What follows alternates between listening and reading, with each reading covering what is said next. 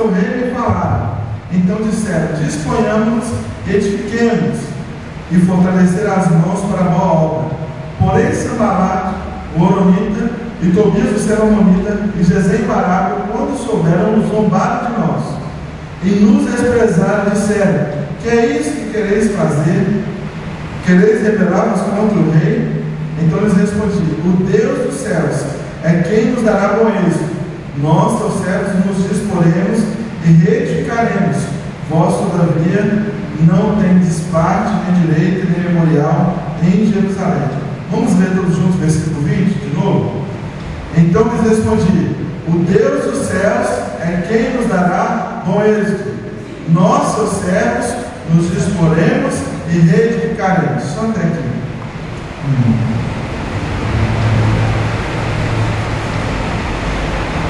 Irmãos, foi o Martin Luther King que falou a frase: eu tenho um sonho. E a tradução ainda continua, que ele fala que ele tinha um sonho, e um sonho de liberdade. Ele falou assim: eu tenho um sonho.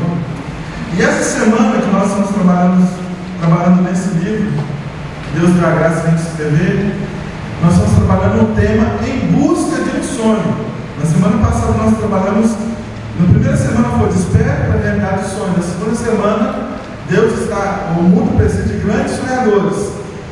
E hoje nós vamos ver em busca de um sonho. Deus já tocou no seu coração, Deus já falou com você o sonho que Ele tem na sua vida. Outros Ele está despertando ainda, está colocando ali no coração. Outros eles estão meio com medo de puxar a gaveta, retirar aquele sonho guardado lá no fundinho, né? Que está ali já há um bom tempo guardado. Mas eu creio que hoje Deus vai falar muito ao seu coração, amém? Eu creio que Deus tem uma palavra especial para a sua vida. E nós vamos ver aqui, baseado nesse texto, que nós temos 5 qualidades necessárias a um sonhador. Porque ter sonhos, muitas pessoas têm, mas nem todas conseguem realizar o sonho que têm. E para realizar esses sonhos, você precisa de ter algumas qualidades necessárias. E olha, talvez você chegou aqui agora e falou assim: meu Deus, mas eu queria ouvir uma outra mensagem, eu não queria ouvir sobre sonho, igual eu falei lá no Facebook que ia pregar sobre sonho. Há um pastor amigo meu, ele fez um xiste, né? Ele brincou e falou: olha, eu conheço uma padaria que vende um sonho muito bom. Eu falei: que salgado, eu tenho vontade de comer sonho, há tão bom tempo que eu não como. Mas não é esse tipo de sonho, é um sonho que muda a sua vida. É um sonho que não somente muda a sua vida, mas que muda a sua história, e que muda a história de outras pessoas. Gente, muitas vezes nós somos tão egoístas, que nós fixamos aqui: olha, eu vou estudar, vou fazer aquela prova lá, arrebentando, sair em primeiro lugar, e eu vou ganhar uns 20, 30 mil por mês, e vai ser uma bênção. E nós somos egoístas a tal ponto que focamos somente aonde? Na gente. E nós não somos altruístas. O altruísta é aquele que foca também no outro, que vê a necessidade do outro, que vê a necessidade de outras pessoas. E Neemias, ele teve esse sonho, mas com esse tipo de olhar, um olhar altruísta, um olhar que não visava somente o seu cuidado, mas também que visava o cuidado de outras pessoas. E nós vamos ver aqui, irmãos, algumas qualidades necessárias. Esse homem que eu citei, Martin Luther King, ele foi morto pouco tempo depois de fazer esse discurso. Por quê? Porque ele queria a liberdade dos negros americanos, porque ele pregava a palavra, porque ele vivia essa palavra. E olha quantos negros depois eles tiveram, né? Quantas pessoas depois eles tiveram essa bênção a partir da sua morte. Muitos, na busca do seu sonho, acabam morrendo no meio do caminho e não conseguem ver o seu sonho realizado, mas ele ainda se concretiza, como o sonho desse homem se concretizou e tem se concretizado ainda hoje. Se você olhar lá em Hebreus 11, você vai ver o autor de Hebreus falando assim: olha, estes andaram como se já tivessem já naquela terra prometida. Eles pisavam nesse lugar, e a cabeça deles, eu estou falando outras palavras, a cabeça deles estava fixa ali, na Jerusalém celestial, na outra pátria. E eles andavam como se já estivessem lá, e mesmo não tendo E lá em Hebreus 11 a gente vai falar que mulheres receberam os seus maridos pela fé, como que ressuscitados, mas eles já tinham ido para o Senhor, mas pela fé, aquela gratidão de poder um dia reencontrar quem tanto elas amavam. E, gente, é uma coisa maravilhosa quando você morre no Senhor, porque ainda que a gente tenha essa dor da separação, você ainda tem aquela segurança de que você vai reencontrar com a pessoa. Quem não morre no Senhor, para onde que vai? Olha, nós precisamos buscar esse sonho. E eu queria meditar com você na primeira qualidade que você precisa ter para ser um bom sonhador é discrição. Fala assim comigo: eu preciso ser discreto. Mais uma vez, eu preciso ser discreto. Olha, você quer ver uma coisa? Você terminou de fazer aquela prova e a prova sua foi assim, perfeita, né? Pelo menos nas suas obras. E aí começa a ver corrigir as provas. E aí o seu colega vai falar assim: deixa eu ver a sua prova também. E aí você vai e fala assim: deixa eu ver. E aí alguma coisinha lá de boberia que estava lá assim, vai. Ele fala: não, mas eu respondi desse jeito. E aí vai levar as duas provas. O ponto que você tinha ganhado, você perdeu ele. Tem hora que é bom ficar calado. Tem hora que é bom a gente não falar com o outro. Às vezes você tem aquela amizade com o professor, e aí o professor vai e te ajuda, e aí você fala: como é que pode? Eu estudei, sei que tem. Mas você, além de estudar, você é uma pessoa amiga, você é uma pessoa assim, mais carismática. Porque tem gente que já chega brigando com o professor, falta pouco pegar esse pedaço de pau e sentar na cabeça dele, não é? Mas tem gente não, que é mais amável, naturalmente, não faz isso para poder conquistar ponto, não faz isso porque é assim. E aí ele vai na hora de corrigir o professor: olha assim, eu gosto tanto desse aluno, e eu sei que ele é esforçado, vai ver que nesse dia ele não estava bem, né? Quem sabe, estava passando mal, preocupado, ansioso, e aí ele não conseguiu fazer a prova, vou ajudar ele, o professor vai ajuda. E aí vem você e fala: deixa eu ver a sua prova. Ou então vai falar: quanto ponto você fez? E aí vai lá você e cai na besteira de falar com ele isso ali. Eu estou citando uma coisa que é bem nossa, que isso da medicina, né? Mas, irmãos, muitas vezes nós estamos com um sonho no nosso coração. E nós começamos a contar esses sonhos para as pessoas, até familiares. Eu quero citar aqui o exemplo de José. Lembra o tal José do Egito? O grande sonhador. Gente, José era aquele que, quando ele passava, o apelido dele era sonhador. Eu pensei: todo mundo fala com você, esse é um sonhador. Eu gosto desse apelido. É um apelido, eu acho melhor do que outros apelidos, né? Mas olha só, chamar um sonhador. Os irmãos de José falavam isso: lá vai o sonhador.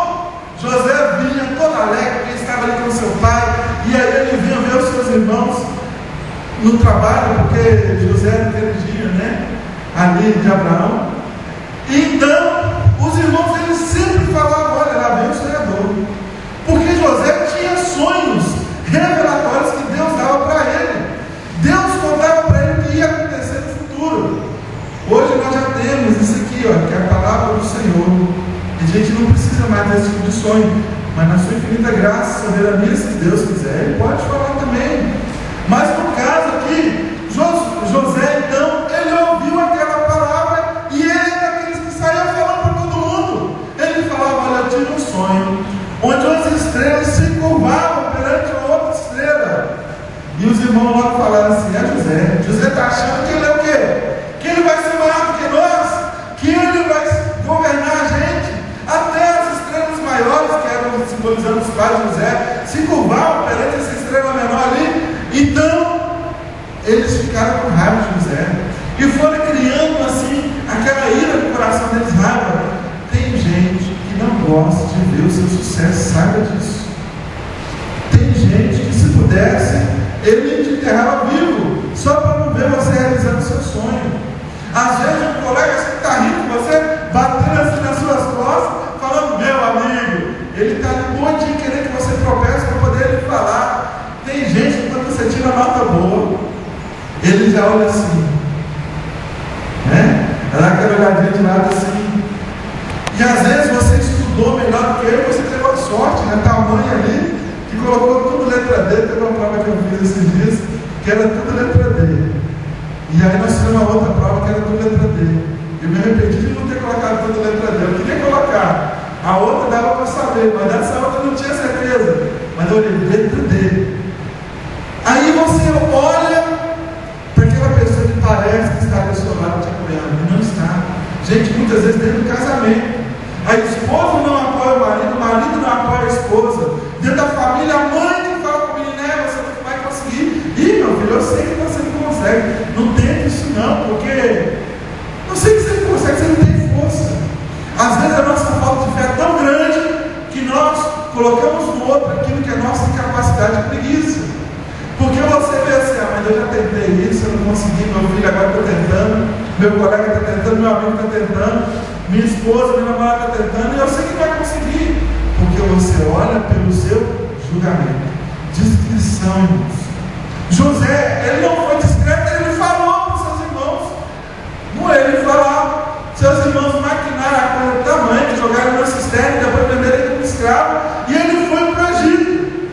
E aí no Egito, como ele era fiel a Deus, em todo lugar que José estava, ele acabava sendo o primeiro. Ali na prisão ele foi, teve a chave da prisão nas suas mãos.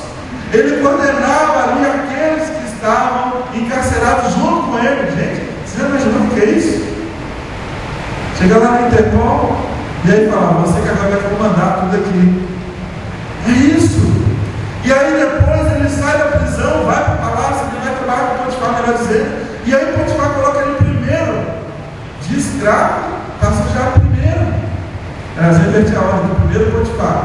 O Potifar comprou ele, ele foi ele primeiro administrando as coisas de Potifar. E aí fizeram toda aquela coisa da mulher de Potifar, que queria deitar com José, que José era bonito igual eu, assim, né? E bem assim, esbelto. E aí ele foi levado para o cativeiro, levado para a prisão. Mas mesmo ali Deus colocou ele como primeiro. E dali da prisão ele foi para onde? Para o palácio, gente. Ele foi agora estar do lado do governador do Egito. Aliás, do faraó. E ele foi o segundo depois do faraó. E aquele sonho que ele teve há muitos anos atrás se cumpriu. E os seus irmãos e seu pai tiveram que se curvar a José. Vocês estão vendo a coisa? Agora eu fico imaginando. E se José não tivesse contado nada para os seus irmãos? Tivesse guardado as coisas no coração. Eu gosto muito da Bíblia, quero dar uns detalhezinhos assim, que eu acho maravilhoso. Porque às vezes, quando Jesus ia e falava, diz que a palavra de Deus, que a mãe dele, Maria, guardava as coisas no coração. Quando ele estava lá no templo, em que ele falava que ele era filho de Deus, que ele era o profeta, que ele era o Cristo de Deus, ela guardava tudo no coração. José, ele não guardou, mas falou, e isso acabou atrasando os sonhos de Deus para a vida dele. Mas os planos de Deus, sabe uma coisa, na sua vida sempre vão se cumprir. Jó, aliás, capítulo 4, versículo 2, os planos de Deus nunca deixam de se cumprir. Gente, esse foi o caso de Neemias. Nós falamos aqui na semana passada que ele esteve lá com o rei, teve todo o planejamento e levou para o rei ali aquilo que ele gostaria de fazer. O rei deu para ele as cartas e ele vai agora voltando para Jerusalém. Quando ele chega em Jerusalém, eu imagino que ele guardou a comitiva dele ali uns 10 quilômetros distante de Jerusalém, pelo menos, para que as pessoas não pudessem ver que ele estava vindo agora para reconstruir os muros de Jerusalém. Mas então o que Neemias faz? Ele monta o seu cavalinho e ele anda durante 3 dias e 3 noites observando. Gente, ele já tinha um planejamento, já conhecia como que era a cidade, já tinha tudo preparado, mas ele observou. E eu imagino que Neemias, eu gosto muito de observar, gente, e eu imagino que Neemias era mais observador do que eu. Eu imagino que ele andava ali e observava as pessoas trabalhando, e aí, ao invés de eles estarem ali, né, com as suas ferramentas ali, com a mão forte, firme, ele já estava assim, né? Imagina só, 120 anos tentando reconstruir um muro, e vai cá. Talvez alguns falavam, né? Quanto tempo nós vamos reconstruir esse muro? E nunca vai acabar essa construção. Tem muitas igrejas que quando começam a construir, né? Passa anos e anos e anos construindo. Tem famílias que começam a construir casa e passa anos e anos construindo e não termina. E Neemias, então, ele observa aquele povo trabalhando e não fala com ninguém. Primeira qualidade necessária ao sonhador: discrição. Você precisa ser mais discreto. Não fale tudo aquilo que Deus coloca no seu coração para todo mundo.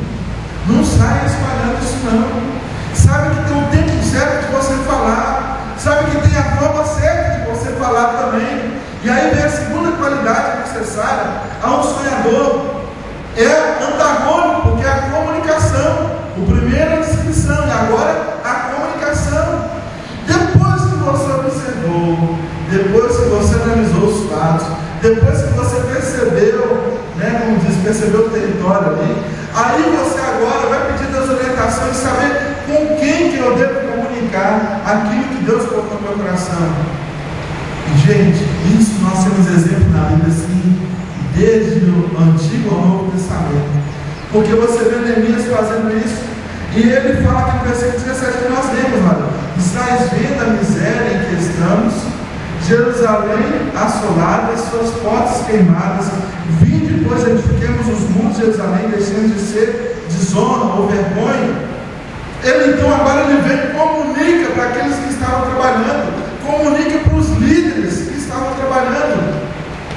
Tem as pessoas certas que nós devemos comunicar. Lembra que antes, na semana passada, nós vimos que ele comunicou com o rei a realidade que estava em Jerusalém?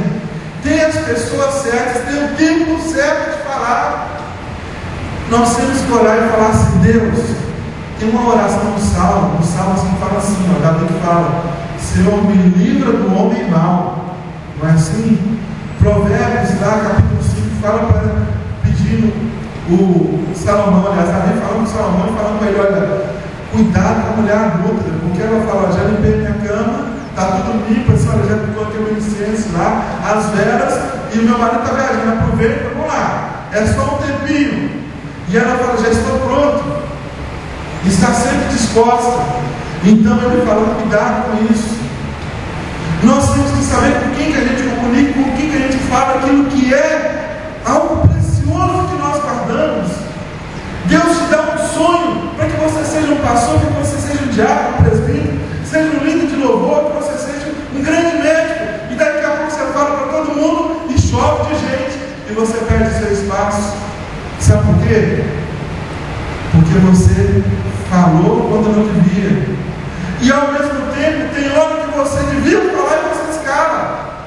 Tem que pedir a Deus essa orientação: Senhor, quando é que eu devo comunicar? Gente, um dos maiores problemas que existe na humanidade se chama comunicação. Olha, o que mais dá separação de casais não é traição, não é roubo, não é nada disso, é comunicação. É o jeito que ele fala e o jeito que ela escuta. É o jeito que ela fala e o jeito que ele escuta. Porque a nossa escuta passa pela nossa experiência, por aquilo que nós aprendemos, e daí o outro fala: olha, você está bonitinha hoje, né? Aí a mulher fala assim: bonitinha? Não é assim? Principalmente aquela que tem baixa autoestima, né? Hoje, bonitinha. Aí começa, né? Mas fulano, você fala que fulano tem um cabelo muito bonito, e você vem me fala que eu sou bonitinha. E aí a pessoa começa lá aquela discussão, começa o problema. Gente, a comunicação é muito importante. E com respeito à realização do sonho, nós temos que pedir a Deus: Deus, com quem eu devo comunicar? Talvez passou a mesma coisa com você quando você estava para mim aqui no Bolívia. Tem um rapaz lá na minha cidade que ele falou comigo assim: não, vai para lá não, rapaz, se lá, o povo é tudo índio, anda com flecha assim na rua. Até imaginei que fosse mesmo. A comida é terrível e aquele povo é difícil demais, e você vai ver que lá é ruim demais o curso. E eu olhei para ele e eu olhei assim, e foi ele que me falou daquilo que eu não sabia. Mas quando ele me falou, eu falei assim: meu filho, já sei, já, Deus já colocou no meu coração, vou para lá, ou para cá, para a Argentina. E aí, nós viemos para cá. Às vezes nós ouvimos alguma coisa de alguém porque nós comunicamos com a pessoa errada. E a experiência negativa que ele teve, ele transmite para nós como algo negativo que não pode acontecer. Eu quero dizer para você uma coisa: Deus deu algo no seu coração. Ainda que muita gente tenha falhado, ainda que muita gente não tenha conseguido chegar até lá, Deus vai fazer isso na sua vida, amém? Porque Deus vai te abençoar. Eu sei que tem colegas nossos que já saíram daqui com medo, né? Não é? Na primeira blitz que teve, andando de moto sem carteira, foi embora. Já estava andando de moto, que nem estava no nome dele, andando sem carteira. Aí tem que ser preso mesmo. Olha, a terceira coisa que nós precisamos: qualidade, coragem. Fala assim para o seu irmão, escolhe um aí, fala assim: seja mais corajoso. Agora você fala, troca aí, você fala para ele ou para ela: seja mais corajoso. Quando eu era criança, eu gostava muito daquele desenho chamado He-Man, já viram? Pois é, tirando a parte espiritual daquela coisa, mas tem uma frase que eu ouvi que ficou marcada na minha vida. Ele falou assim, sempre no finalzinho tinha aquela história, né? Aí vem aquela, assim, a lição de moral daquele deserto. E aí ele falou assim uma frase: é do medo que vem a coragem. É do medo que vem a coragem.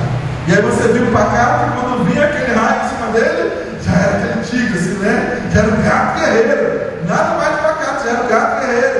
Eu estou contando que coisa da nossa infância, vai lembrando aí. Sabe por quê? Quando nós somos crianças, nós somos corajosos, gente.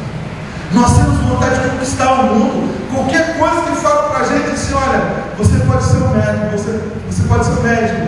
Aí você vai falar, você não pode ser. Você pode ser o presidente da República, claro, e você ainda dos Estados Unidos, né? Eu quero ver o grande potência. Olha, você pode ser isso. E aí a criança, ela é tão cheia de coragem, mas aí chega na adolescência e continua aquela coragem, né? E aí meio que com medo, mas está lá, sempre lutando. Aí vem a juventude. E aí fala, depois de levar tanto fora, né? Depois de tentar tantos namoros, depois de tentar tanto fazer que as pessoas me escutem, então vai para por ali. E aí começa agora a vida de medo. Ter medo de falar com os pais, ter medo de arriscar. Um adolescente conquistou o mundo, Alexandre Grande, começou com 17 anos de idade. E por 20 anos de idade já o mundo todo está debaixo dos seus pés.